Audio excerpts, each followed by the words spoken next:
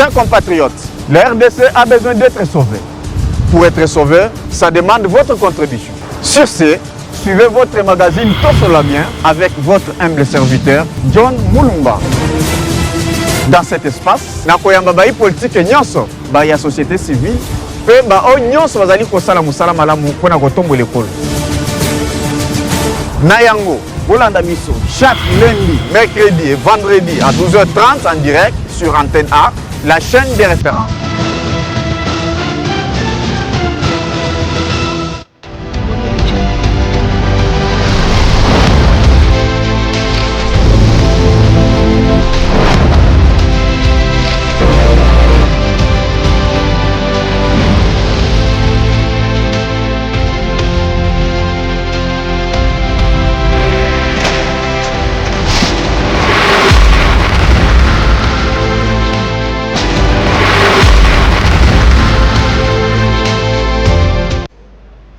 Voilà, oui, là, Moubana Congo, Bipa, vous allez sur la bien votre magazine préféré sur la chaîne des références. Merci pour la fidélité d'Abino, au Pesabiso, pour vraiment chaque lundi, mercredi et vendredi sur la chaîne des références. Merci puisque vous avez déjà vraiment l'Iboso et votre téléviseur. Pour la Kolanda Biso, vous nous suivez vraiment.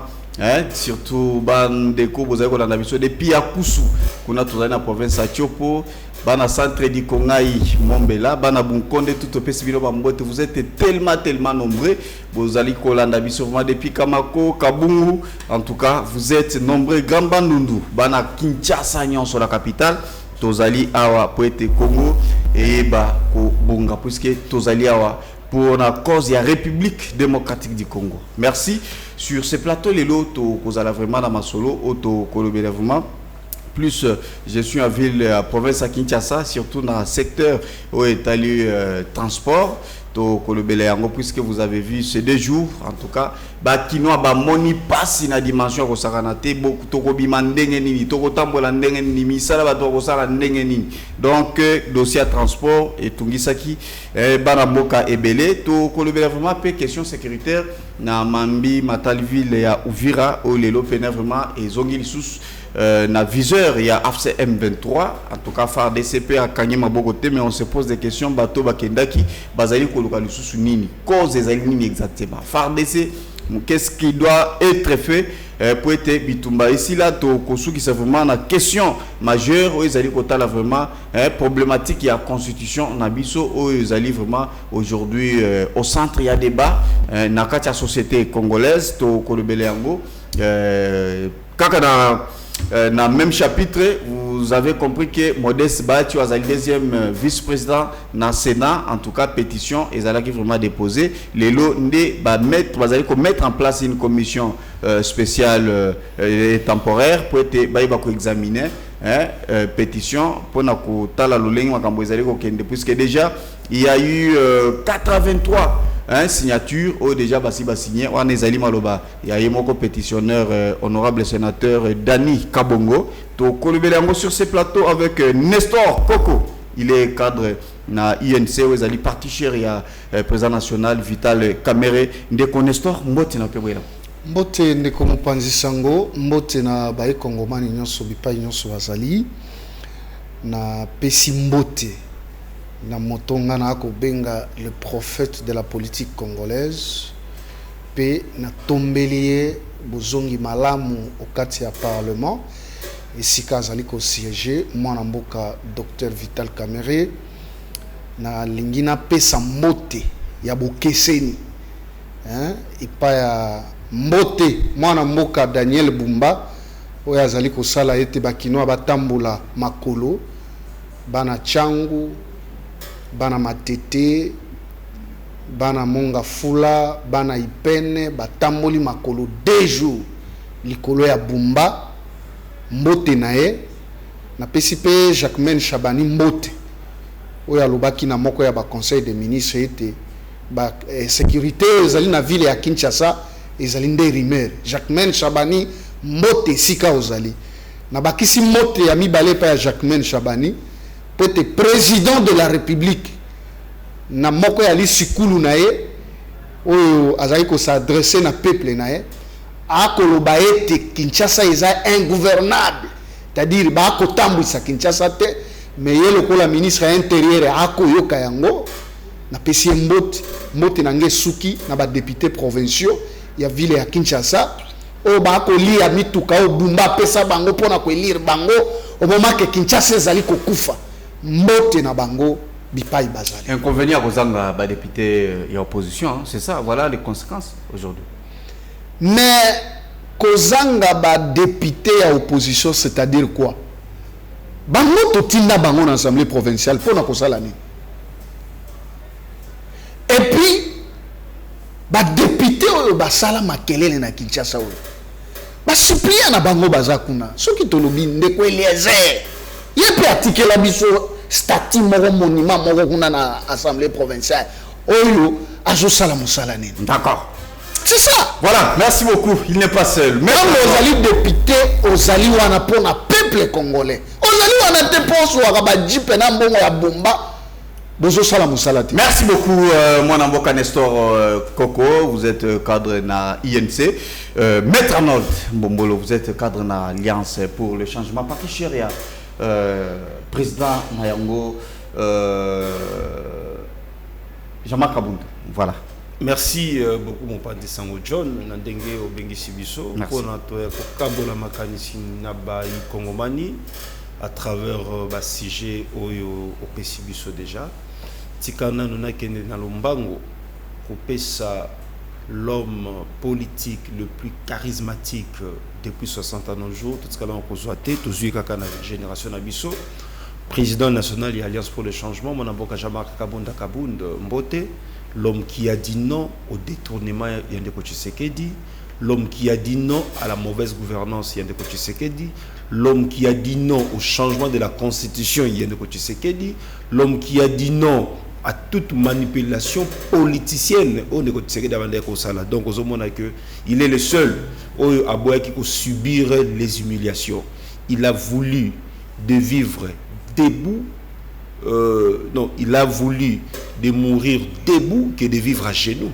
Donc on a n'engé bateau belé na kati ya union sacrée. Bazali ko vivre à genoux. Ce qui ne coach Sekedi à lobby olongwa lelo olongwe. Ce qui a tio pose a tio pose. Ce qui a kena libanda ke libanda. Ce qui a zonction na kati zongi ne Jean-Marc Kabound a boyaki toute manipulation. Alors c'est genre ba leader obsoto zanango pour ça. Pour que Mboka et Kende Liboso na pesi mbote place azali na pesi ba militante pe ba militaire partenaire sonyo soto mbote na bosani pete ko pesa population nangai ya territoire ya Ingende la province Équateur na pesi bango pe mbote. Voilà, merci beaucoup. J'aimerais na banda na mwana mboka Nestor avant to kotana ba sujet na tuko annoncé sur ce plateau Tolanda Kilobi résultat final et bimaki voilà Congo Brazza Congo RDC tozali mutumoko. Ça c'est entre nous, Tomoni président Sassou, réélu avec 94,82, en tout cas réélu comme président de la République, à peu près 42 ans au pouvoir et puis Yemoko a agi à 84 ans. Bon, Maïma Koleka na Mboka Brazzaville, tozandenge mokote, Congo Yakuna Sassou Aza a failli égaré. Parce que c'est quelqu'un qui ne respecte rien. Na âge bon, na okolo bako respecte rien dans quel sens? Na évité constitution na bango soke lo bagane. C'est que Sassou babota est président de la République, Alinga Koufa président de la République, mboke zo sala enyo azo sala loko nini ya malonga kuna. Alors je ne vais pas entrer dans Makambo Italie Brazzaville, mais sinon il y a une leçon à tirer. Toko senga na peuple ya Brazzaville, jeunesse ya lelo. Batelema bazwa pouvoir na bango na maboko parce que comment bakoki kotika papa ya 82 ans banda ko diriger bango pona monaki na moko ya ba vidéo moko ya ba vidéo ya Sassou naza na ngwa Sassou azo kaba mbongo lokola nguba ça peut influencer ba dirigeants congolais non biso démocratie na biso ese koli tala même na ndenge ya constitution biso awa to tia des mandats okoko renouveler lisusu te c'est-à-dire moko o renouveler esili to bengani yo Kabila to bengana na pouvoir ya azali na ajeni.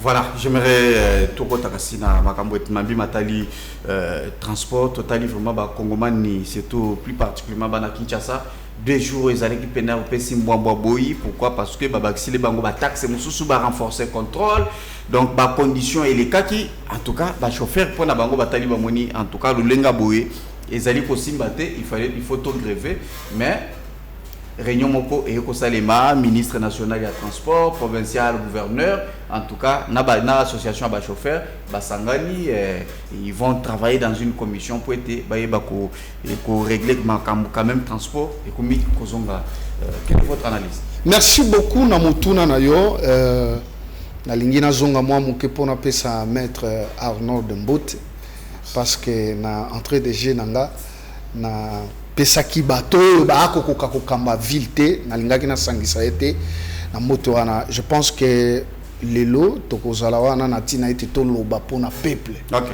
Omoni ndeko nanga biso to yaka na TV to yaka nde totalisa ma population ana ngo bosenga. Yango biso to lobaka biso bato to lobaka solo nde bato to linga mokonzi ya mboka. Imaginez ville ya Kinshasa mokonzi ya mboka lokola président de la république lolenge na otaki koloba na moko ya ba discours na ye alobi Kinshasa ba ko gouverner yango te nzokande na ndenge mibeko ezali moto oyo azali ko sengela oyo azali ko tala maema ko tambwisa ba province kombo na eza Jacquemain Chabani na lingina zonga mwa muke na ville ya Kinshasa tozali na libabe makasi libabe yango ezali nini ya kokende kozwa un inconnu moto ya yembani na bakinois te moto bakinois bapesa ye ndingisa te ya kokamba bango yende aye kokoma na ville ya Kinshasa kombo na ye nani Bumba parce que tozawa misa ils choix ya balie na bino et mais nazoya et bon kuna na balie bato ya malamu bazate. Comment nous pouvons accepter être gérés par un inconnu, un infiltré, le col à Bumba? Ah, mais ça c'est très fort. Mais Bumba est infiltré. On est bien placé.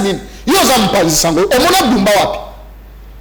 Il y a plus attendre dans moto opposition. Ah, il y a Bumba wapi. Donc, Namboko oppose au poste, il faut à la moto yebani. Mais comment tu peux gérer la ville de Kinshasa sans que on ait la communication même dans la population yango? On peut gérer Banzete. Si nous prenons la ville de Kinshasa est gérée par l'UDPS. Vous avez vu? Ministère intérieur est géré par l'UDPS. Il y a des gens qui ont l'UDPS. Moi je vis, il y a les gens comme les Jeko, comme Mulumba. Balidere Bazali. Il y a des jeunes garçons très intelligents comme M. Diabanza, Aza député provincial à Matete, Aza Moutou à l'UDPS. Mais vous êtes partis, bon, qui vous avez la bouche inconnu. Nana ebiti ata na Kinshasa. Yo yebi Bumba, omonela yo wapi? Toi comment on a Bumba, tout le monde a la présenter biso santé na na ndenga zali ndenga la kapombi. Technocrate. Aujourd'hui, il parle très bien. Mais défendra quand même projet na très bien. Pour défendre ça ba raison pour laquelle omoni ba komaki, eza biloko ba komaki. Komi mena ba ke. Ba yeko pesa. Si qu'on a projet na yo ya présenter kibiso, il est venu à réaliser. Bumba est en train de nous escroquer même na lingala. Azolo ba kitsaze robongo e bongi place ni. Na banzelati. Nzela nini? Yo zomona banzela ndenge zo sema. Nzela ngo wapi? Kinshasa soki nini le beti nao awa kaka awa liboso na oyebi te ko dinda kawa. Et vous parlez que Kinshasa bongi place ni. C'est ça le mal. C'est-à-dire on nous a emmené un infiltré. Baeli bisoyi. Voyez les compétents qu'il est, Azo Kokata dans le domaine de mon côté. Netini par exemple. Sécurité. Na Kinshasa. Est-ce que mon frère, Boyebi attendez nos awake, on a tué un bébé de 2 ans, 1 année. Kuna na côté à Kinkole Kuna. Comment expliquer que la ville est à Kinshasa? Nenge tozawa boye bazobeta mutuma babeti mutuma sasi na moi akufi na yoyo Bumba zo salamine alali na epongi Bumba n'est pas à mesure même de ya kozwa ata stade oyo ezalaka soki asosa ceux qui na église moko babenga kawana Christ roi oso mona bumba sali meeting atondi sa tawana. Ça c'est première des choses. Pour le gouverner, il faut d'abord attendre la classe tozala qui soko moni mwana alingi cours ya mathématiques était ato sali ndengeni okomona ceux qui proférant na koti akimi. Tozala problème ya liboso bumba population yemiete azana communication na population té. Parce que ce qu'on vu même exemple le régime passé. Qu'est-ce qu'ils ont vu? Bataliti balobi non ndengeza boye kimuta yebani na kini. Toko sa tête aux abakinois via jalako benga ta mo eloko. Yena bakinois. Alors qu'est-ce que Mbuta légué? Kimuta atiki ville oyo propriété moko ya kosakana te. Là c'est toi qui l'as dit? Oui. Obosani désévolué. Désévolué aux alaka. Obosani. Non, on commence à la voir. On va aller sur la Kimuta. Non. Même tolo Kimuta. Tant que tu continues à régime, tu salaka choix ya malamu ya kopona Ngobila. Ngobila a travaillé dans la ville ya Kinshasa. Ngobila a dit soka komi ata na masina boy. Bana masina boya okomona batondi stade de pleurs. Asolona bango. Mais Bumba. Et gouverneur mon côté oya zwa misolo belé lokola Bumba azate. Papa, ce qui chef de l'État, mon konzi moko yazali numéro 1 en Boka. Alors bien que Kinshasa est gouvernable. Bon, yona no koya otika mutuana. Mbazali ko sala tala qualité ya nzela Bumba. Qualité nini di béton. Mula ebeta ce qui oko bimawa, problème pesa ya timing Bumba a diré dans te. Parce qu'il a 2 ans, je ne crois pas. Je vous dis que il doit avoir une année. Gouverneur Kinshasa est chantier. Kinshasa est un solo. Démolition a frappé vraiment comme il faut. Nde nazoya na côté wana. Omoni mission va pesa ki Bumba eza ya koya ko inisa chef de l'État et pas ba Kinois. Yo ni bato combien on va appliquer la crise likolo banda ko wana. Mais bato wana eza bango ba ko voter mokonzi ya mboka. Bango ba ko voter ba député. Mais Bumba mission va pesa ki ya koya ko tombokisa ba Kinois liboso ya mokonzi ya mboka. Oyebi bato combien ba finga ki chef de l'État mokolo ba sali grève ya 2 jours. Bana changu tango bazolongwa kuna makolo kino bakoma vile obi combien bafinga ki mokonzi ya mboka nyonso wana eza musala ya Bumba oyo yaki koyebisa mokonzi ya mboka ete Kinshasa ezobonga mais pouvoir eza décentralisé comment ça ne fait que tous un ministre dans le domaine de transport nous avons un ministre national moto ya mibale nde ba ennemi ya Tshisekedi bango wana moto ya mibale Jacquemaine Chabane po ngana zaki ya kokamwa ya koyoka na ministre ya tanga kaka biloko bakomeli kombo na nani oya bino ya communication alobi ba présenter problème ya sécurité mbalamoko le vice-premier ministre abimé alobi non eza rimé alobi mais muya ya bosanaki ke azali journaliste mais ezana baka ebele tomoni bato bafi mosusu aki ebe pas copain na ye asali 3-4 jours bazali ko coopérer ebele bakangi baka ebele kawana bayokani ape avandi siko yo kawana ya bato wana siko ka ya mwana ya 2 ans oyo babomi baviolé et puis babomi omonaki yango te non il faut tous la sérieux toujours makambo eza na valeur et to bimisango en plein air au moment que makambo ya valeur ezali c'est votre régime hein bino nde mutu bozokamba mais tout ça quoi assumer yango tango to dénoncer yango vous avez des ministres là c'est ça vous avez un mandataire c'est ça l'état de droit ozo sala mabe to dénoncer yo merci beaucoup au sali malade c'est que ce que eza na bato bazo contribuer mabe à chef de l'état bato baza kolinga ko renverser pouvoir ya mokonzi ya mboka entre autres soko leki nanga kuna po nanga pe aza na kati nanga Bumba hein bato wana baza nzela moko. Merci beaucoup Nestor Koko. Voilà, Maître Arnold. Nestor Okoko. Voilà. Maître Arnold, votre bakisa homme sous avant ya kobela. Bien Okoko, je pense que j'ai massacré comme on a. Merci beaucoup. Maître Arnold, j'aimerais au Tomé Kananko comparer total vraiment ndenge mboka ezali kotambola puisque normalement on doit se souvent tant que tu as talamboka tel. Aujourd'hui on a compris que ça soit été réélu avec 94,82%, âgé de 82 ans, déjà à peu près 42 ans au pouvoir. Est-ce qu'on peut dire que balingi mingi puisque azali malamu vis-à-vis ya bato azali kokamba ou il y a un problème? Ndeko Mopandi Sango Oyebi mai oeza koleka na Congo Brazzaville, ne faut pas comparer yango na République démocratique du Congo. Sassou Nguesso na ebité soki azali penza moto na esala kamalamu na ebité parce que il faut boyeba que Sassou Nguesso azonga na Brazza par un coup d'état militaire. Donc il aya jamais par la voie démocratique. Aya par un coup d'état a renversé Pascal Lissouba, a renversé un régime légalement établi pour qu'il aya instaurer dictature. Contrairement Nabiso, nous avons une très bonne constitution où est limité mandat à président de la République, où est organisé l'État comme il se doit. Et salut que l'institution Yamboka est stable et peut fonctionner malamu à l'époque. Et Zali, ce qui doit sa comparaison, c'est comme si tu massacré démocratie Nabiso. Oh, les qui na Brazza. Et ça, quand ça soit Salakata, nani Pascal Lissouba coup d'état, non? On passe à c'est un coup d'état électoral. Donc, Maramouya Brazza. Na biso et kesani tokoki jamais koloba que Sassou Nguesso ou asali to comparer pour que to s'appelle Tshisekedi asala yango malgré que bango tumi balé bazali ba dictateur. Donc élément commun ya Tshisekedi na Sassou Nguesso c'est la dictature.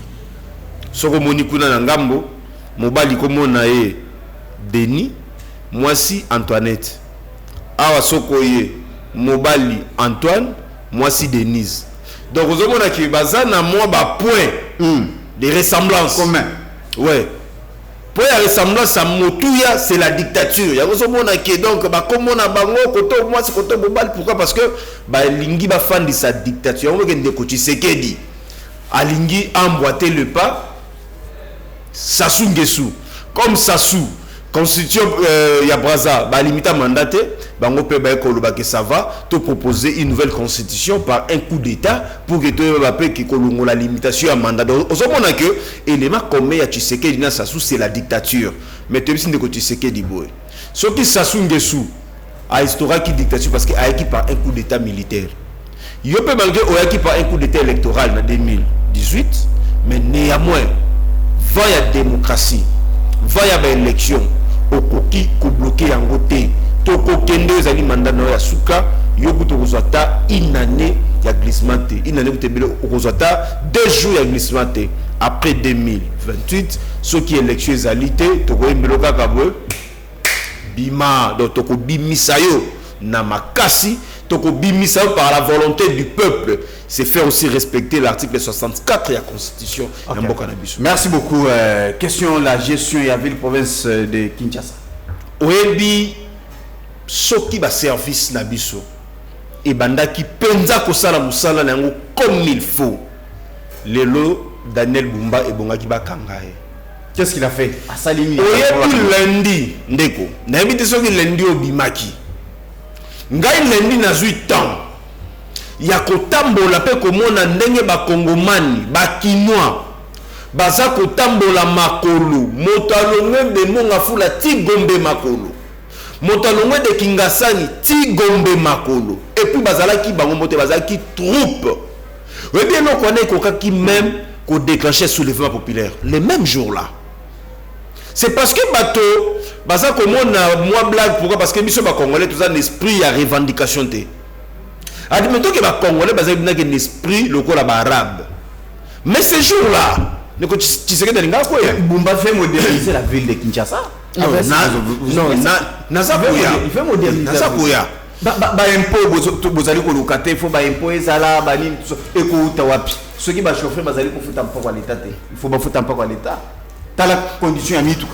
Mutazo bisa mutuka na nzela électroviseur ezate. Mutazo bisa mutuka na nzela ba phare ezate.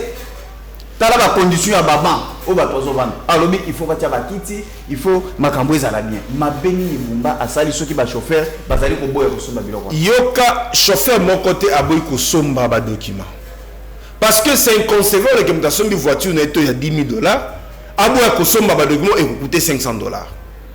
Et loko bato ba moni yango comme une rançon. Ezanini. Et ça que bâti en tout au même moment. Tango balasaki opération à Liboso, somba vignette, somba permis, somba contrôle technique, somba. Mais ba Congolais ba se conformer kinango, ba kino ba se conformer kinango. Et là qu'on dit qu'on peut ça bateau kanda, c'est la tracasserie routière.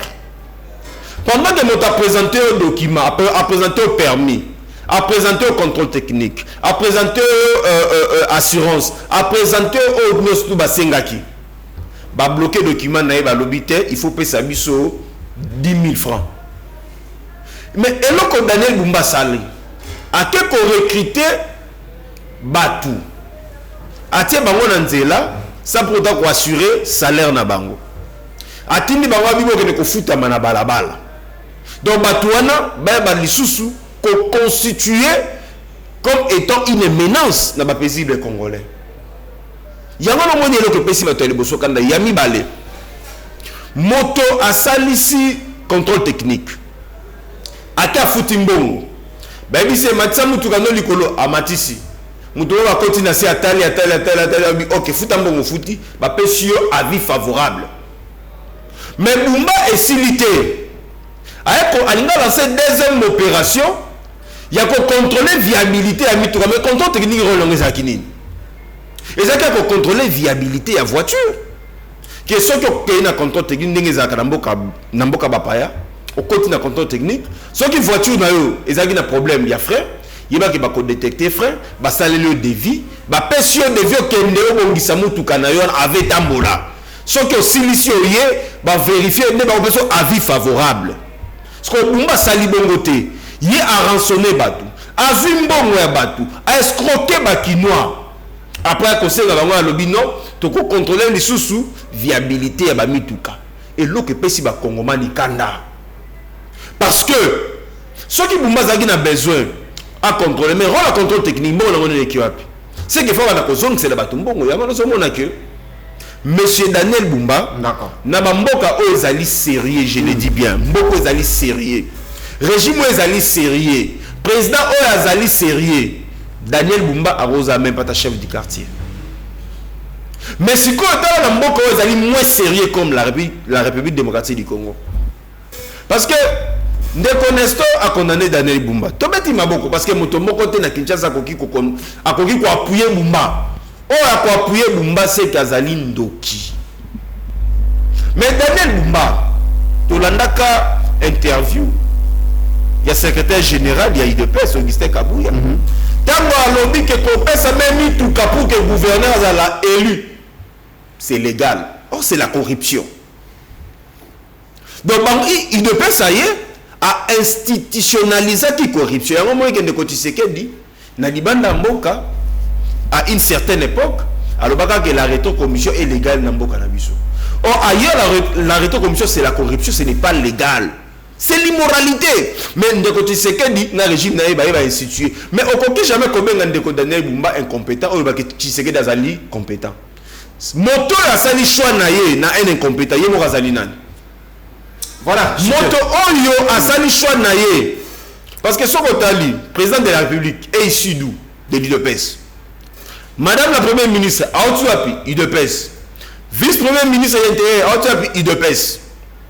Daniel Bumba IDPS est à la même architecture à gouvernement. L'IDPS a plus de ministres que tous les partis politiques au bazar composé Union Sacrée. Ce côté même dans l'entreprise, côté la mbok ezali ko gérer, mbok ezali gérer. Donc on comprend que notre pays malheur na yango comme nango IDPS. Ezali kambote que ya Bumba et Moko. Bumba ezali sac. C'est votre Union Sacrée. moto et choisir qui merci beaucoup. Tant que vous n'êtes pas lobby chez Coco non déco. Le bata gentil ngobila to quand même ça va. Mais comment quand un mécanicien que mécanicien azala compétent par rapport ya moto abandaki côté ka biloko na kekele maman na ina wileri.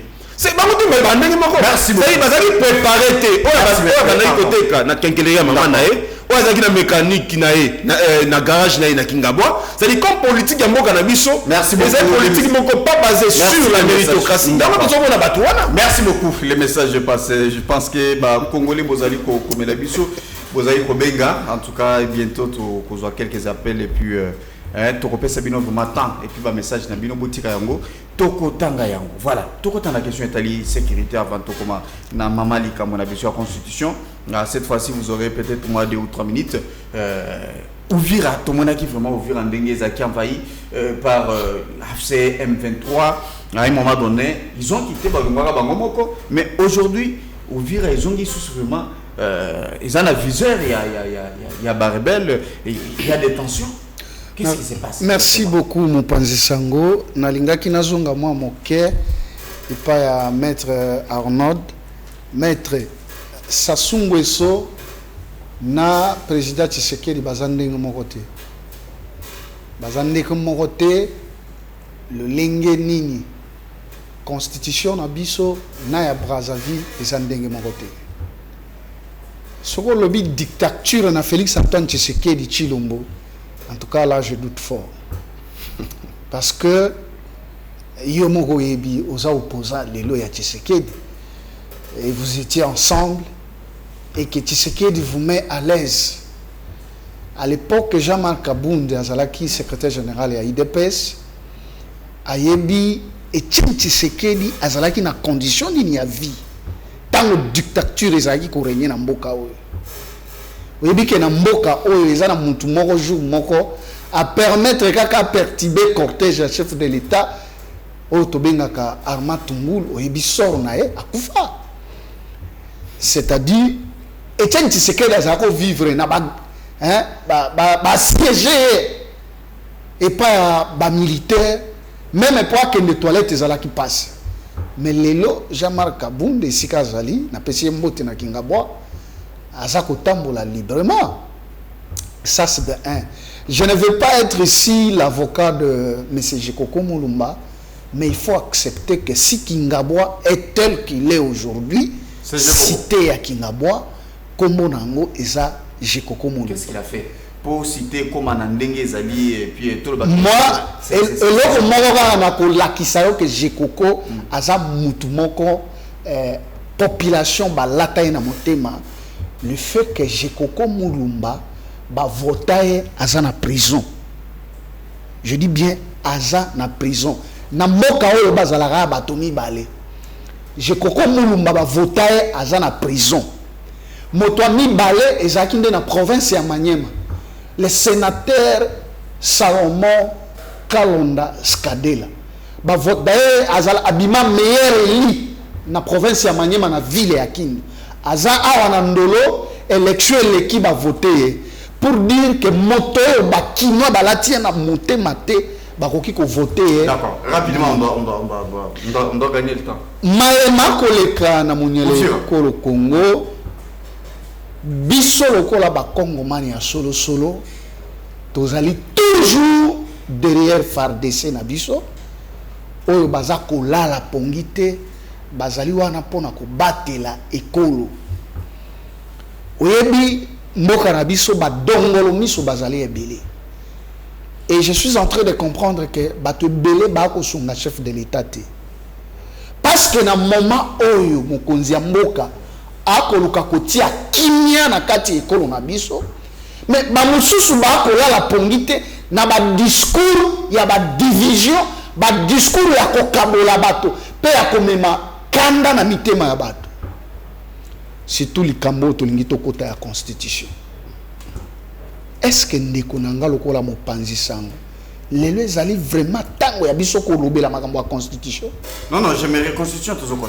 Alors, ngai na ko pesa Ça veut dire que pour Nabino, on doit rester dans la logique qu'il y a le président Vital Kamerhe ou Alobaki na président Tshisekedi que il serait mieux à Solola à négocier na bango. Mais ezali nzela moko on peut rester dans cette logique. Option moko oyo sengeli na mboka oyo eza kaka oyo INC ensemble na président Vital Kamerhe to proposa. Ya koloba ete Kosona rebelle. Kimia ya libela. Kimia ekoyingela na kati ya mboka oyo. Eza teke o kosolola na Fayulu kosolola na nini.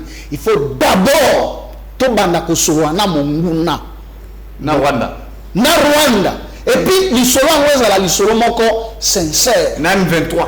Est-ce que abse oyebi ke mboka na biso ce qui est un défaut pe ba mabe o to sala eza le fait que tango to sala ka ba accord pe ba négociation to sala ngo ezalaka sincérité. Vous allez voir que na ba accord nyonso to sala ba dialogue nyonso to sala bato ba yaka lokola ba diverser bangonde bazalaka na mo sunya monene koleka biso ko. Merci beaucoup. Alors ezo senga ke tout o to solo la lisolo ya solo Vital Kamerhe a tout rapport à l'isolo te malobaki dialogue moko ezala sincère. Merci. Yangonde to kolonga bitumba. Merci beaucoup moi Namboka, j'aimerais au PSAP moi makanisina par rapport à tout ce qui se passe à Uvira aujourd'hui. Bitumba to kanisa qui était makambo Cécilie et puis vu Bakor et Sinyamaki, normalement ces gens-là devraient il fallait pas zonga déjà directement na ba position initiale na bango, mais aujourd'hui ils ont encore commencé à attaquer Uvira pendant que il y a eu des généraux au lelo bakangami au bazali qui cité vraiment plus na ba makambo belé, et aujourd'hui ces gens-là qu'est-ce cause c'est quoi exactement? C'est non bino ndeko mopandi sango ya liboso na nanu na oyo ndeko nangai na lingaka mingi Nestor aoti koloba ndeko alobi que Tshisekedi n'est pas dictateur. C'est par hypocrisie que ndeko alobi. Parce que ce qui ndeko Tshisekedi azalaki dictateur te, mais président Vital Kamerhe alingaka koya na Assemblée nationale te. Président Vital Kamerhe a koya na Assemblée nationale pour avoir contredit le président de la République.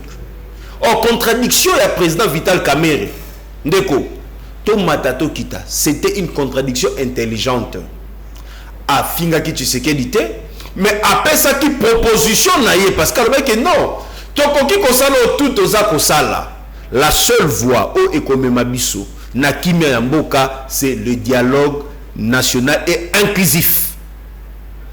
Mais ndeko Tshisekedi étant dictateur, parce que dictature Tshisekedi est na makila, alingaka contradiction, c'est un dictateur. Va confectionner et le Komoro ben Assemblée nationale pour n'avoir quoi ça ndeko Vital Kamerhe. À moins que ndeko Nestor alobake, oyo ba funda ki ndeko Vital Kamerhe za ki ya solo parce que ngana ke mutaliboso na kati ya opposition oyo kolobake Vital Kamerhe ba quoi ici pas parce que gérer ma c'est parce que alingi à faire vivre démocratie na kati ya mboka na biso.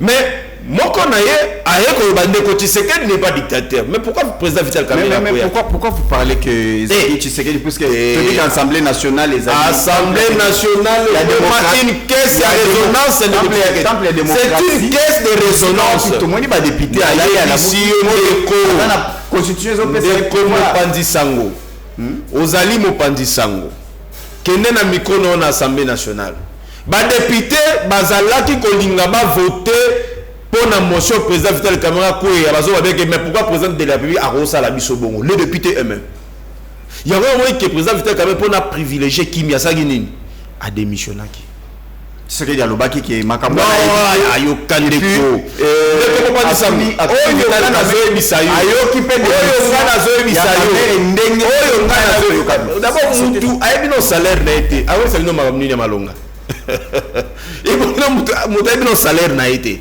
ni ne kobima ya ye na monoko ya solo non ndeko dictature ndeko Tshisekedi a instauré na ino sacré la pensée est unique le professeur Bati Lukwebo pourquoi bazolinga bako isaïe OK le commission bakotia pour la basambisa pourquoi c'est pour avoir dit que na mboka na biso nous n'avons pas problème de texte mais plutôt d'homme Parce que Ndeko Tshisekedi a 5 va changer la constitution, d'où professeur Bati Lukobo a salé le col à contredire Ndeko Tshisekedi, bah ça il va se virer. D'accord, tout ça la semblanté. Boebi ke mboka na biso, boebi ke union sacrée. L'union sacrée n'engezawana. Même si on a une balance politique. Président Vital Kamerhe bon comparé na Kabouya té. Mais ce qui le mot que Kabouya comme qu'on soit en plaire sur les institutions, a comme qu'on ninga a dominé les institutions. Et pourquoi? Parce que ça a mis de talikolo. Merci beaucoup. Ovira. Donc au comment on a que dictature tozana ngona mboka na biso. Allez, Ndeko Tshisekedi dans Ovira. Joseph Kabila kutu. Té obi ke mona mobali wana na âge na ye. Nenga zo ki pouvoir tiki pouvoir. Ndeko nga na senga déjà pardon. Na otu na loba na ye. Yango bazol babina. Non non Ndeko. Il est au service de Kabila. Il soutient Kabila. Ndeko John. Pona bango il ne peut ses alliés fabrication ya mensonge. Pona bango oza congolais ceux qui ozo partager na bango même avis.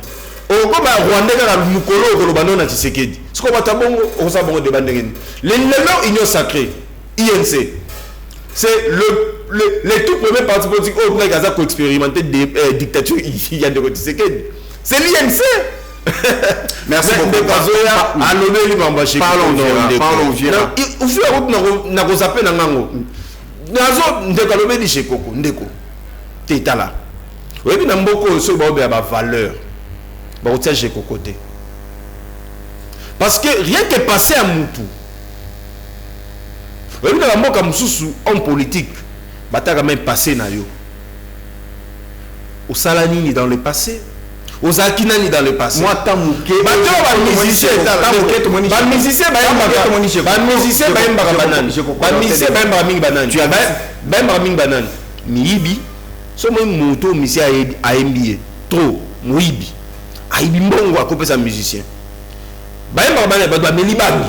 Ba melibani Les hommes d'affaires. Papa, bah homme d'affaires homme d'affaires wana abuki asani banko mo quelque part a été mol parce que moto azo sala ba faire naé. Alors là ka ba gratuitement on n'est pas ba musicien. D'accord. Il faut respecter je coco parce que ça la fait voir la politique. Asani comme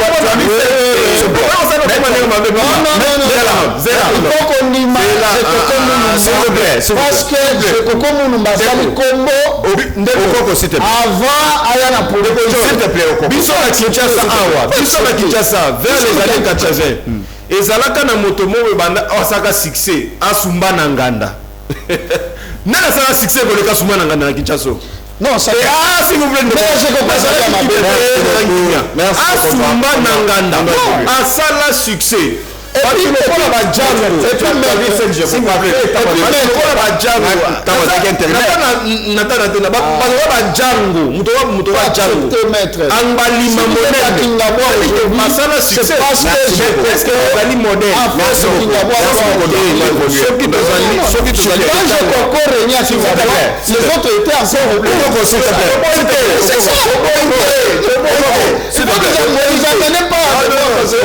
te plaît. Tu n'as pas la parole. Moto a outaki quelque part wana. C'est un acteur politique. Abotami na mamel politique. Vous comprenez? Mais yé a outu wapi. Tolobi nini? Politique, il faut botique on a bateau baza préparé pour ça la politique. Tant que beaucoup c'est ba mécanicien, ba frigoriste, ba banani la politique, il y a une politique là eza ko beba. Tolobi te que moto na mosaza na mosala. S'il te plaît. Tolobi te que mususu azali azako te ka carburant s'il te plaît. C'est d'abord je sais. Eza métier na yo. Eza lokola yo. S'il te plaît. Oza na métier na yo. Pourquoi tu n'as pas la parole? S'il vous plaît. Okoki koza la mécanicien mususu a peu préparé. Même mécanicien moi sali malamu koleka moto aza politologue. S'il te plaît. C'est ça. Parce que ndoka lobi ki asali mingi tanga zalaki asali ni à part d'être atika. Rien que Willeri wana obi combien kuta biso. Papa Willeri wana avec $2000.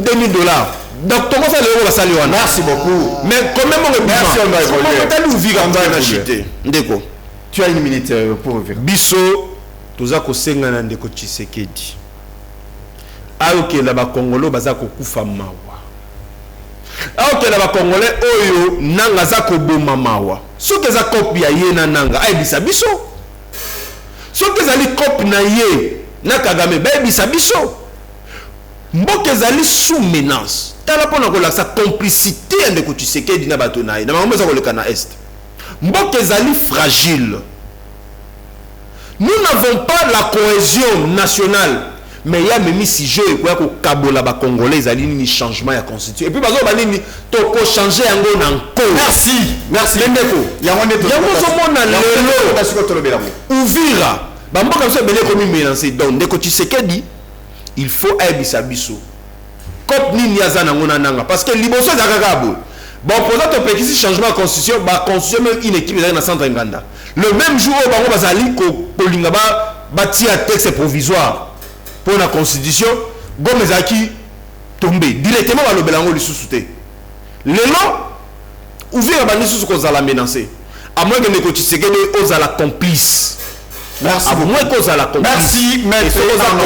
Merci beaucoup. On doit évoluer, s'il vous plaît. Sornayo, merci. Dès que ta président, aujourd'hui ma présidence de la République. Merci beaucoup. Aujourd'hui ma présidence. Merci beaucoup.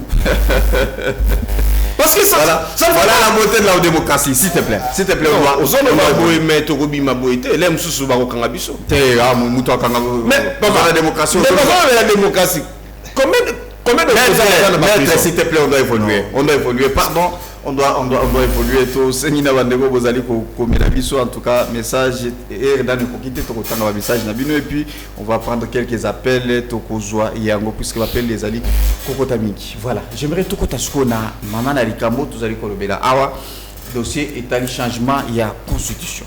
Lelo tomoni cette même constitution Otolanda qui lobby constitution ezali malamu ba mususu lobby constitution ezali bien et tant constitution ezali il est sa boya qui ko poser signature na ye ça a provoqué des problèmes et aujourd'hui j'aimerais tozwa ka ya ndeko Bahati Lukwebo oyo alobaki déjà puisque débat ezali déjà dans la société qu'est-ce que Bahati a dit à lobby pour il trouve que texte, c'est un problème. Le pays n'a pas les problèmes de texte. Le problème est l'homme congolais. Et aujourd'hui, Ezali Kokoute, cher na Bahati Lukwebo, yo en tant que 4 mois dans INC, il y a Vital Kamerhe. Est-ce que les propos tenus par Bahati Lukwebo, Azali n'a raison, toi Azali n'a tort? Est-ce que Mboka, Ezali a un problème à texte, toi Mboka, Ezali a un problème, il y a bateau? Niko nanga mpanzi sango ngai likambo etali constitution ya mboka pona nga ndeko Nestor pe pona biso na kati ya INC eza yango te nde eza débat ya lelo focus na biso elongo na chef de l'État Félix Antoine Tshisekedi eza d'abord ya kozwa kimia ya koluka lolenge kani bana o baza kokufa na monyele ekolo Congo bamama baza violé bilenge o bakoboma mikolo nyonso kuna na este tozwa nanu kimia bato bamemi débat ya constitution lelo na opinion bato wana baza groupe moko na nanga na zongeli lisusu mais c'était le chef de bato non mais il avait critiqué a critiqué qui moi qui suis la nation qui peut m'interdire débat wana esukaki tango sirete ya mboka tango unité ya mboka ezalaki menacé.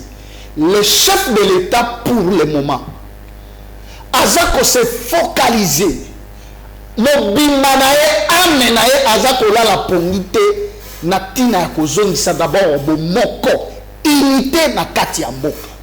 Le président de la République azana monoko ya mbata te azana monoko ya 10e hérité azana monoko ya moto moko te parce que bato wana nyonso baza ko refléter nanga Kabuya na moment Kabuya zo refléter nanga azo refléter nanga. Comment ça? Oui. Ozotu nanga comment ça? Comment ça? Expliquez-moi.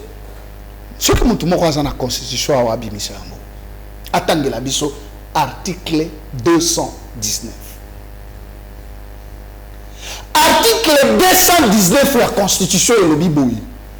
Dans l'école, le mot que allez assiéger, dans état de siège, état de guerre, état d'urgence, va citer, et à l'Assemblée nationale. Il peut faire l'objet. Il y a que ça, ni révision, ni changement. Bisous-toi, l'état dit. Les deux provinces, Sud Kivu na Ituri, Bazanani. Wana il faut ya kotang sabato ya 10e Amérique tous en état de siège. Ba yebi angote. Toti kanano ata état de guerre to déclarer na noté. Mais notre pays est assiégé par les rebelles.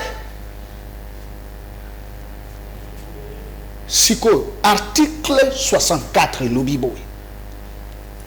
Ça l'erreur téléphone n'engage pas pour tout temps la constitution. Je peux me penser ça. Aux autres nabiso makambo la constitution. Il faut ça la nangwa wana ça. Exacté. Quand on m'a dit tout temps de la congolais. Ils la calme.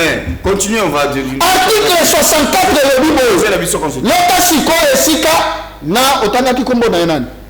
Au 10e mairie kombo na enani. Oyebi secrétaire. Il s'appelle. Na ye na mata na nanga bazazungu moko. Yoke sika bakutani. Article 64. Constitution le Bibou. Aobi, population, peuple congolais. Totel mais la montagne soit la ligne qu'on renverse ma institution. C'est-à-dire Nanga, rebelle. Totel mais la montagne soit la ligne qu'on sale là. Mon bec au lit qu'on dit na nene singélité. Comme Daenan, mon toya le bec aussi ma constitution. Parce qu'il ne faut pas oublier, cette constitution Nabiso, c'est la meilleure. Parmi la constitution, ça c'est lié. Non, on a le battu. Lorsque Mata était encore militaire à l'INC, il nous a pris la constitution. Le professeur Mata, il nous a pris la constitution au sein de l'INC. Mais, à mon avis, quelque part, nous avons commis à l'objet. Pourquoi ce que nous avons là qui m'a eu les nengenin, ce que kotika kana IDPS, on dirait balongoli ni nyoso intelligence. Mata nous a dit que l'intention seulement c'est une violation. Intention kaka on a zo révisé. Mais pourquoi les hommes Mata longwe INC a commis na IDPS a yebisi biso constitution eza ba bergera. Et longwe meilleure constitution parmi ba constitution eza dans le monde.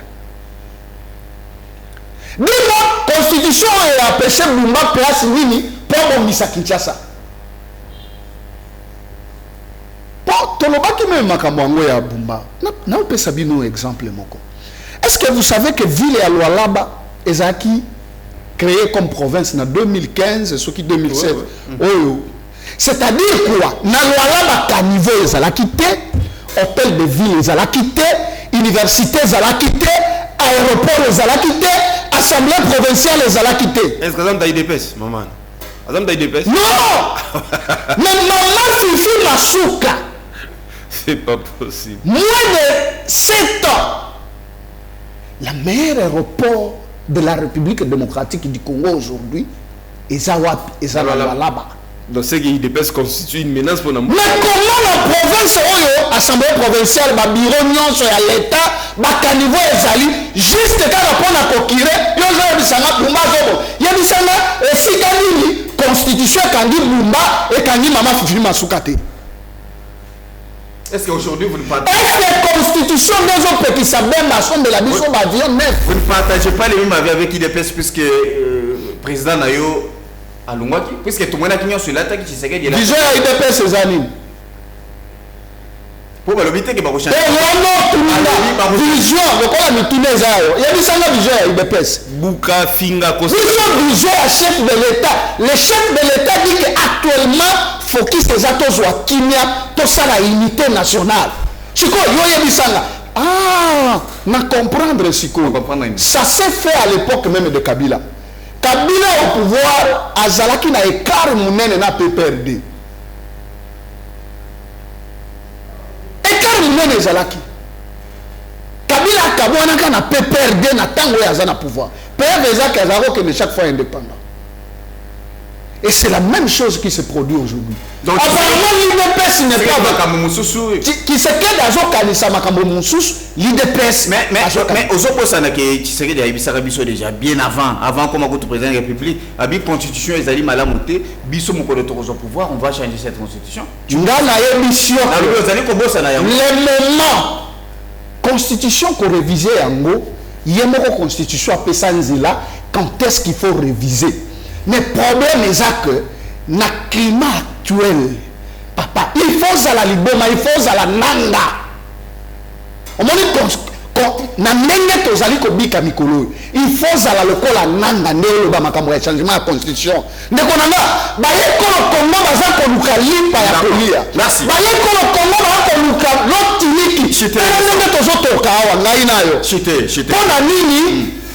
Un grand professeur moko balobaki soki technicien soki politologue soki constitutionnaliste non oya zana Sinel lisumu Tshisekedi asala ya konomé lokola DG ya Sinel omoni tozotoka Edi Lwamba c'est un jeune comme toi jeune mais comment Tshisekedi anomaka bato ba okokate s'il vous plaît jeune c'est un jeune comme toi mais azo répondre te na ba merci beaucoup pour vous dire je vais citer par ici chef de l'État pardon mokonzi ya mboka nasengi ndeko Nestor Okoko asengi pardon batata oyo baza ko accompagner yo na makambo oyo sala attention na bango benga na bango baza lokola bananga Kabila merci beaucoup Kabila lelo komo kanga photo na se ya nzete nende oyo azaki koyembela yeke totoni ye nanu te ye oyo aza pese ya awa merci beaucoup bato oyo bazokosa ye mokonzi ya mboka okose retrouve yo moko na moi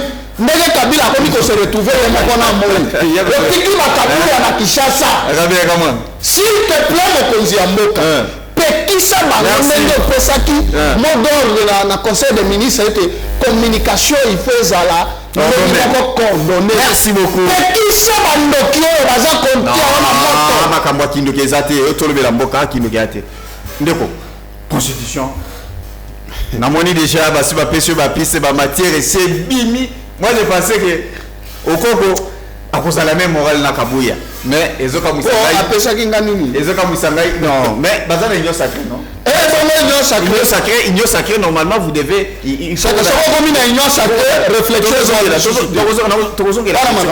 question ya bati à tout à l'heure dis-moi quelle est la réaction aujourd'hui et à Alliance pour les changements vis-à-vis à makambo etali changement to révision constitution biso na ma o etali changement ya constitution to lobela yango déjà mingi to loba yango pe ndongo posé motuna na yoana il faut to loba lisusu le changement de la constitution ezali prévité na kati ya constitution.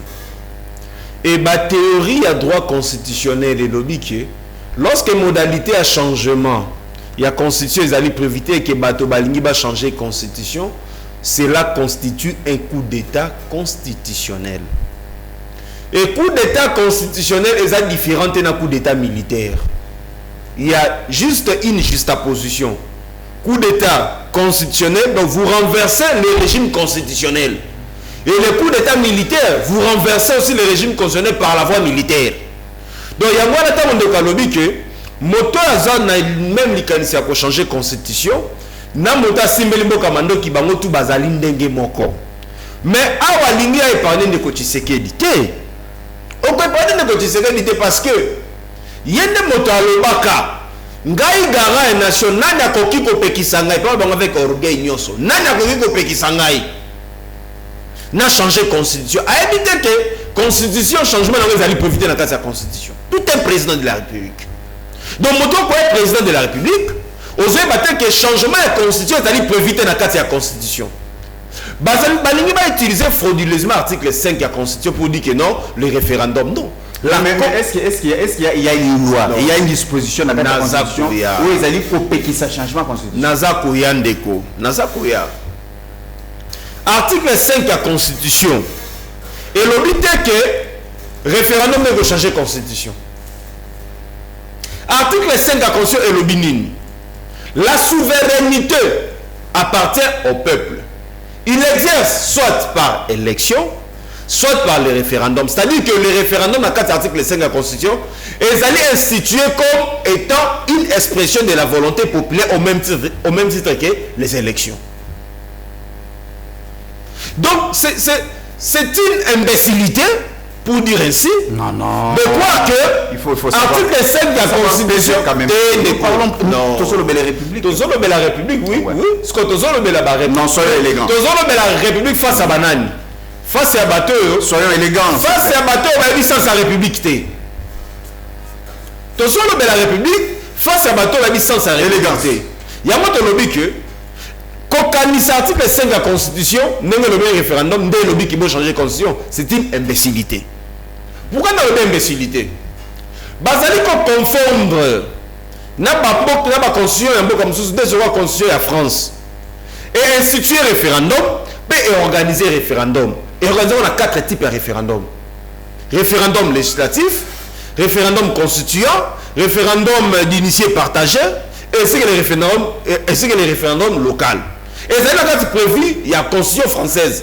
Quand cette constitution est bon cannabis et organiser référendum, ce qui veut dire que cette constitution, d'après le législateur, d'après la volonté à peuple, on va voter dans le référendum le 5 décembre 2005, c'est que la constitution actuelle, elle est définitive. Ce qu'on a la constitution de cannabis, c'est la meilleure. Pourquoi? Parce que répondre à des critères aux constitutions, ils sont meilleurs. Tous on a 3 critères pour que la constitution soit la meilleure. Critères à la constitution, il faut et ça là selon les contextes. Il y a histoire politique, il y a Mbokawana. Ce qu'on dit constitution Mbokawana, tu as un préambule exposé les motifs à la constitution. Autant la historique. Pourquoi tu as la constitution? C'est parce que tu as aussi la contestation, il y a crise, il y a légitimité, il y a animateur depuis 60. Qui n'ont pas élaboré mauvais connu comme ça. Donc on comprend les critères à l'Iboso et répondre à l'histoire et retracer même la période. Et donc la période de 1960, après première élection, tous les coups d'état constitutionnel au Kassavou, ça qui Lumumba pas sali Kassavou et le Lumumba on a besoin d'ingouvernabilité. C'est ce qui dit le préambule de la Constitution. Mais étant donné que nous sommes face aux illettrés constitutionnels. C'est quoi ça? Les illettrés constitutionnels. Non, les gens qui ne lisent pas la Constitution. Les gens qui ne savent pas l'historicité d'une Constitution, ben, ce débat à balabala. Tout la Kabouya. Quelle est l'opportunité à la Constitution? Il y a besoin de l'opportunité. Biso tout vous changer encore. T'as la peine de place où tu as mis battu. Donc, mais cette constitution, n'est-ce pas, que Salemaki vis-à-vis à Mboka Ndenge Panzanaki, Mbemba Kotoyo, Baroubewa et les autres, et puis il fallait Bavadi Sabango place Moko. Mais c'est ça les tout les critères. C'est raison pour ça. Juste moi, document Moko Basara. Ils allaient moi documenté. Non, il y a ceux qui disent que c'est un document. Non, banane. Les illettrés. Les illettrés constitutionnels. C'est pour maîtriser les belligérants. Ce n'était pas pour maîtriser les belligérants. Il y a un lobby qui rien que bateau bazako lobabongo, ce sont des illettrés constitutionnels. Pourquoi? Parce que Baro a exposé un motif à la Constitution. Exposer un motif à la Constitution fait partie de la Constitution. C'est une partie intégrante de la Constitution. Tant que lobby que tu as une crise, une longue crise. Ndeko.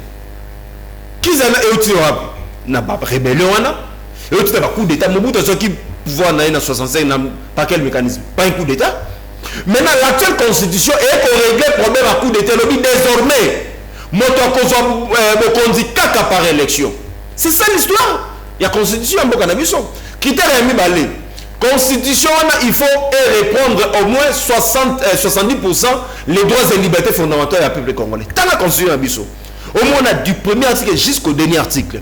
Les droits et libertés fondamentales du Congo, ils sont garantis. Ceux qui ont le pouvoir pour respecter un côté. Oui, les amis, il faut la constitution. Il y a vraiment des professeurs Bati Lukwebo. Namayelo comme professeur des universités.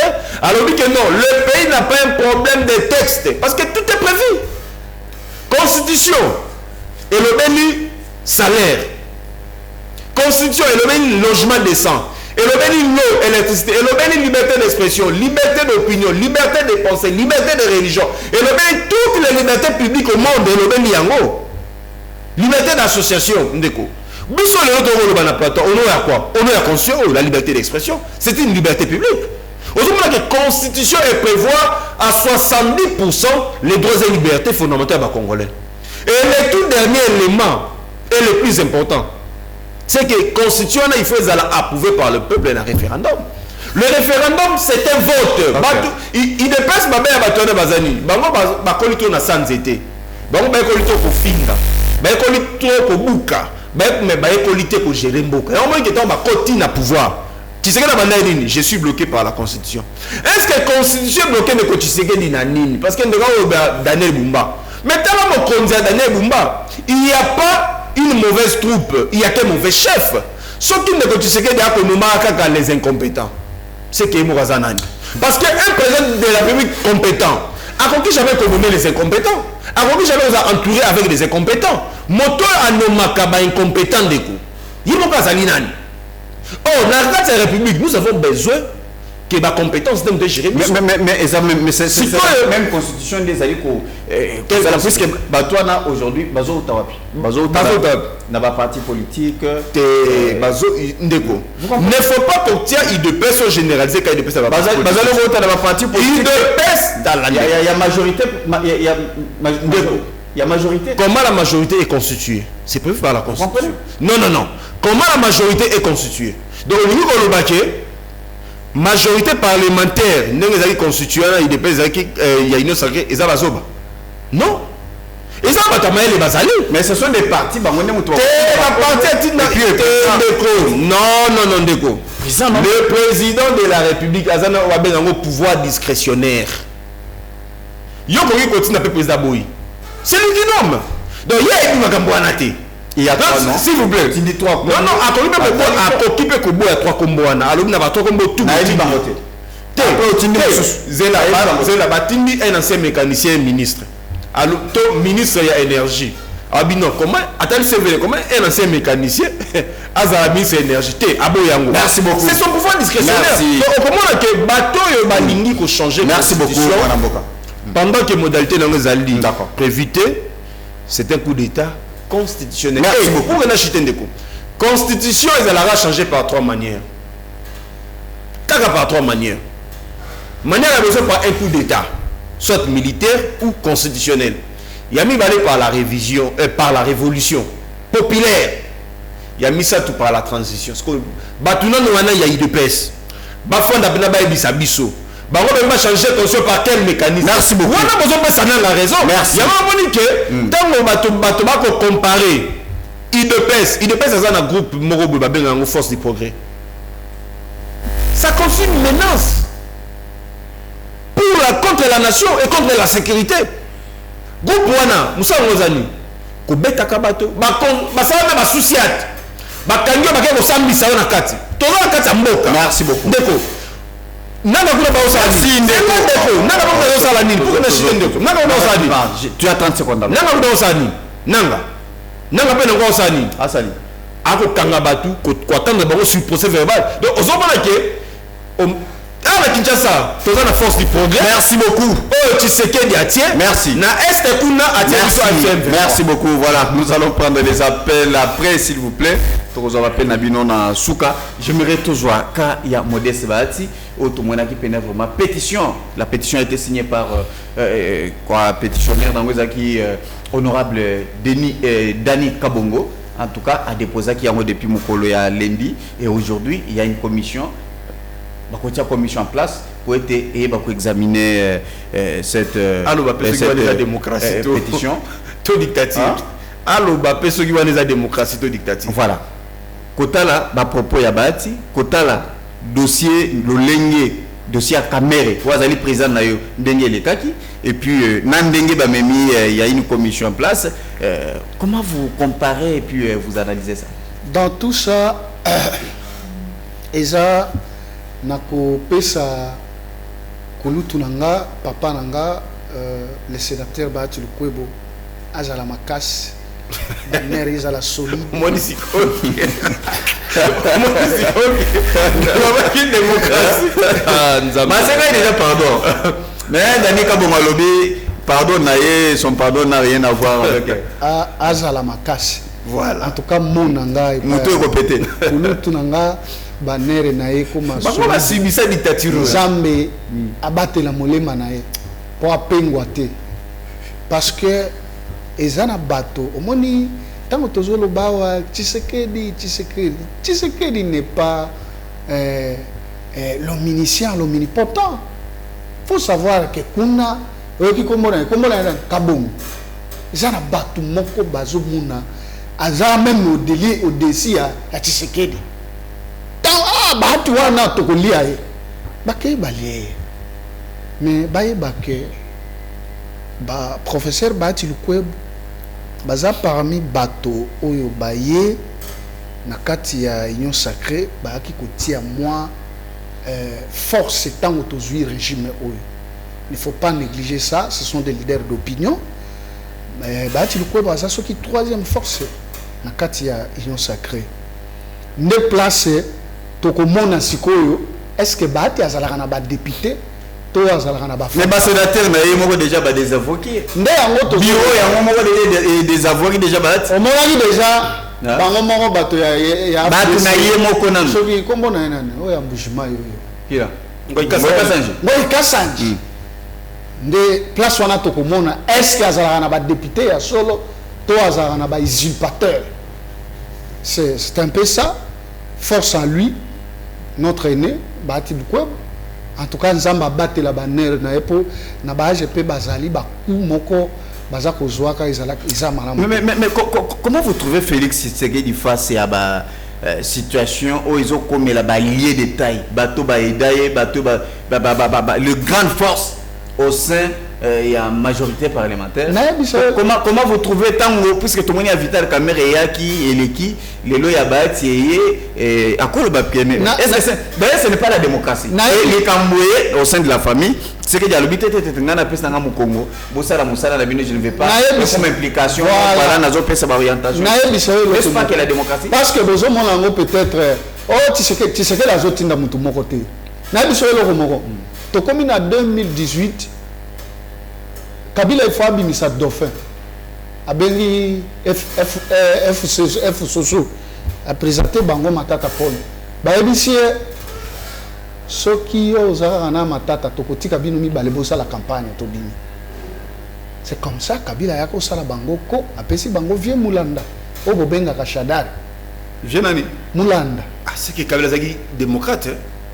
Mais yako pesa Bango. Ayokaki Bango aboye ko s'imposer. Sikoyo bato ndingo monaka. Yango yokaki na ebisa ki Félix Antoine Tshisekedi. Keba na cercle bazo mimayo. Bato ba jaleliste wana. Bazo la kisake balingio me balingio te. Mais nazo yebisa yo. Kabila pouvait imaginer que les lois comment kanga photo na ba nzete Lambert Menda tikali na Kinshasa. Or même ndeza ko yemba ke Kabila totondi na nuté. Kike mulumba benga ya Kabila totondi na nuté. Mais kike mulumba za PCA na RVA. Akofinga. Ali ambo na pete. Ozo comprendre. Mais Kabila comment kanga photo na banzete na bandeke. Akomo tango la likolo ya mabanda yemoko chwa. Félix Antoine Tshisekedi keba na bango ikasanji. Keba na bagilo ando. Keba na bato ba bemba. Bakotika oyo moko okomi ko yeto la moto kuna na Canada soit na Belgique. Pourquoi va na prison centrale Makala? Te prison ya nini asali nini? Oh. Asali nini? Pourquoi ba dego oyo sala matin? Dega nini asali? Oyo ba dego sala matin. Tala, soki ezala ka Félix Antoine Tshisekedi chilo mote. Na mboka oyo mbele Kagame sa comme président. Est-ce que Bahati aza sénateur. Akokende to akotikana na bureau. Soki bureau baboyi, soki ba sénateur. Akokende to na lobi boye soki ba sénateur baboyi ye. Afin banda na ye atikala lokola sénateur ndenge mwana mboka Vital Kamerhe asi atikala. Est-ce que ça ma stratégie à comment beto babilo qu'on a pas monné que non mandat qui serait de comment que déjà stratégie nini bazali kwa accuser baati ya Zimbongo ya Kagame baati ya Zimbongo ya Museveni baati c'est un opérateur économique mais difficulté tozana ngo et aussi babilo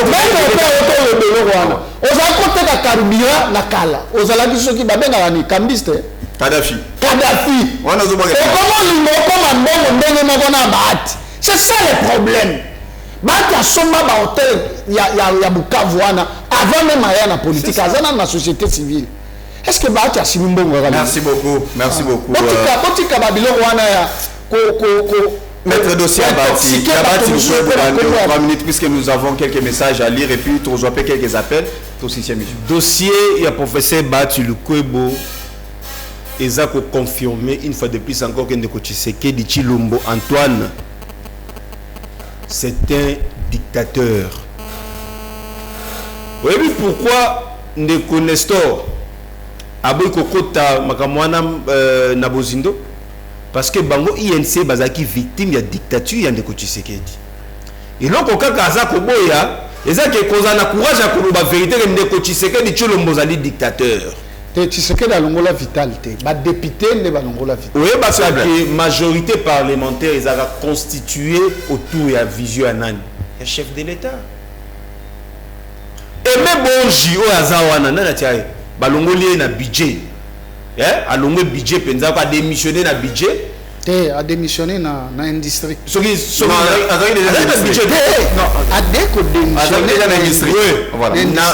na industrie. Pour la précision. Pour na ayawapi na Assemblée nationale. Avant démissionner na yambagaye. Ndeko Tshisekedi. Tango balobaki ke moto ko remplacer Vital Kamerhe akouta na wapi. Kaka na côté na selon les accords, il fallait toujours. Est-ce que bonji quand même d'avota après qui bonji. Bonji d'abonner les acquis Ndeko Tshisekedi. Pourquoi? Parce que pour Ndeko Tshisekedi Vital Kamerhe abandaki ko constituer comme étant un danger pour nae. Oh, la proposition de Vital Kamerhe soko tali yango. Ils ont une très bonne proposition. Oh déjà ils sont proposés to banda ko lobela yango banda kala. Tant on y a lobby baseni ba bi yo tikato ko gogo. Oza susu na chef de l'état té. Ba bengani. Initiateur ya motion Mbindule, ancien ya INC, Azas qu'on a parti ni IDPS. Kabongo yo soki Dani wana, Azas parti ni IDPS non? Azas parti IDPS. Moto kobenga Bati Lukwebo incompétent yemo français malonga, Azas ko lobaté na micro. Yemo ko vu français de mini mais tal la ba faute. Mais moto bongo Bati initiateur ya motion. Père Kobenga Bati incompétent. Papa, c'est qu'incompétence c'est un naissance. Merci beaucoup, on doit lire. Incompétence c'est un naissance. Rapidement, puisque professeur Bati Lukwebo azali kaka victime ya dictature Ndeko Tshisekedi instauré na mboka parce que liberté d'expression, liberté de pensée, liberté d'opinion quand c'est une sacrée exaté. Ndenge Ndeko Tshisekedi alors il faut pas changer constitution. Constitution wana pour na bango moto akoloba le contraire. Aux ennemis à président de la République. Okay. Donc, pour procès Bati Lukwebo, pour Nanga, la messe a été déjà dite. Nga na conseiller. Nga zaki ko conseiller président Vital Kamerhe parce que wana azarwa grand frère Nanga. Papa Nanga na papa nae bazaka ba directeur na Kadeko. Le président Vital Kamerhe azwa papa netezo ne maman na bango. Parce que papa bango azaki na moi pembe. Papa moko bogar na moi manette ya mike Papa Kamerhe. Aza génération papa nanga bango tout bazaki ba retraité. Merci beaucoup. Dîner papa bango aki ko. Merci. Mais papa on doit lire on doit faire message. Azala makasi. Merci beaucoup Bati. Les incompétents. Voilà, s'il vous plaît, on doit prendre quelques appels. On doit prendre quelques appels comme ça et permettre biso bana mboka o bazali kolanda biso ba yoka. Bonjour Ndeko, comment on a bengi biso? Ok, on bengi papa. Ouais, il na landi bandiko ya plateau. Basolo bala bango bien ndeko ya Vital Kamerhe comme on est. Ndeko Koko, Nestor. Oui, ndeko Koko, ibola maman. Ah.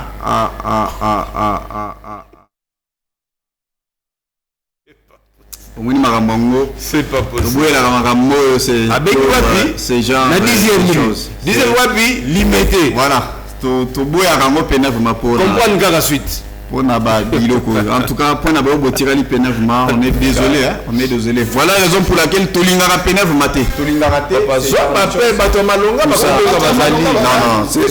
c'est genre de choses vraiment Zali. Il faut éducation Pénèvre, il faut que Talisa Pénèvre, éducation, hein. Ce n'est pas bien. Allons de comment on a le bengi biso.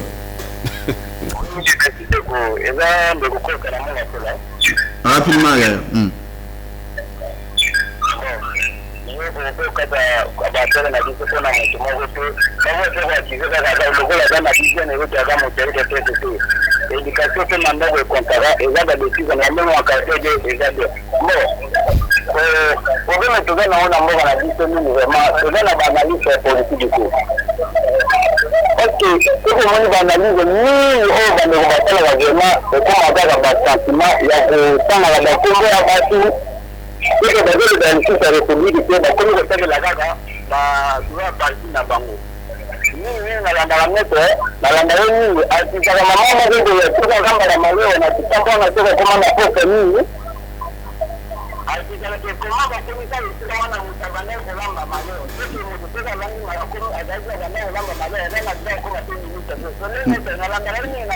D'accord. Merci beaucoup. Bozali Ebele Pénèvement. Bozali Kolanda Bisso. En tout cas, nous, entre-temps, Bozali Kozwabapel, bas message, et puis nous sommes et permettre vraiment pour être Congo et Bakokende Liboso. Voilà, il y a encore un autre appel. Ok. Allons de Bengi Bisso, puis comment on a passé message. Ok, Patrick.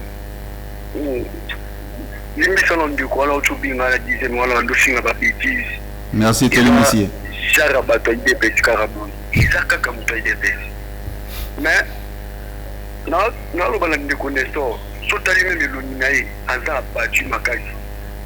ceux qui même défendre le président de la République, peut-être pour le Kubanga, ou loko, Kubuma, ceux qui me kati na yi, merci beaucoup. Voilà, merci beaucoup. On doit continuer pénévrement. Appelle les alliés Kokota, tous les alliés Koyamba, message. Les alliés Kokota, donc nous sommes en train de faire le nécessaire pourvu que Toeba, Lulenge et à Kokende. Voilà, ça le biso signe vraiment pas aux Endokolo. Que tant pénèvre vraiment essayé de prester. En tout cas, tout le monde a un dernier appel. Oh, c'est aussi cette émission. Dès qu'on vote, on est béni, papa. Comment on est? Allô, papa, aux en direct. Tozali Bolandayo, dans la musique, on a post téléviseur, on a eu un message. Fort malheureusement, vous allez moi, musica, vous allez musica pénèvre vraiment.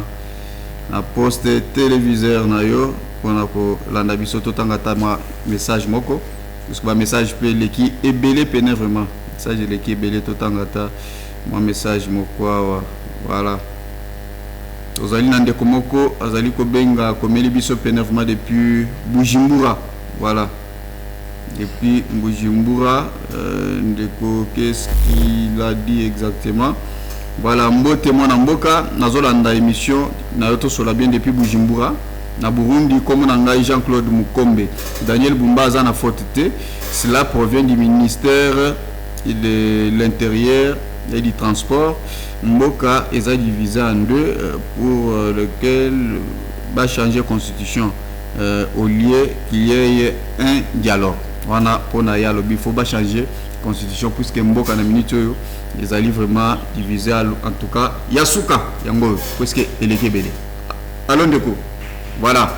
Namoni émission to commis presque na suka et puis Ndeko tu as 30 secondes aussi puisque on a débordé. Yaliboso to pesina nous merci Nayo Mopanzi Sango ndenge obengisaki biso na chaîne P équipe technique bien surtout. Kasi ba congolais faut ba que ndenge to yaka na plateau to yaka usala ba analyse na biso Banalise ezalaka facilité pour nos salaires. Alors moi minimum ya respect. Okogi ko benga te o banda ko finga bato na plateau parce que yo nous ali mal éduqué, yo ne papa na éduqué au bien te, maman na éduqué au bien te, puis partir aux ali ba éduqué au bien te non. Il faut tous à la quand même un sens moko très élevé ya maturité pour que chacun défend son camp. Yo so koza ko défendre camp na yo politique, moto nyoso tout baza ko défendre camp politique. Donama o tout e ti koleka. O tout lobby awa.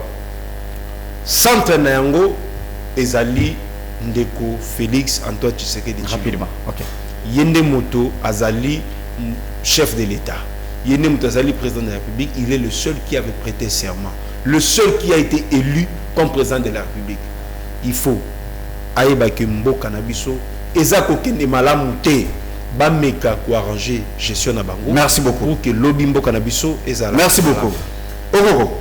Merci beaucoup na peuple congolais au bauti kolanda biso bipai nyonso bazali surtout mingi bakinois tolingaka bino mingi na bao bafingaka biso na bao balingaka biso te bao balingaka biso tolingaka bino kaka parce que biso toza ko défendre nde ekolo eloko moko kaka na koyebisa na peuple congolais na mutu ya Félix Antoine Tshisekedi Tshilombo likambo oyo ya changement ya constitution ezate pona lelo Félix azali ko bunda pona kozwa d'abord kimia oyo bana ekolo Congo bazali na yango te parce que yende aponamaki pona kokengela bana ekolo Congo yende aponamaki pona komema loso madesu kotia balabala ya malamu pona bana ekolo Congo. Merci beaucoup. En tout cas lelo débat wana ya changement de constitution et pas président de la République exact. Merci.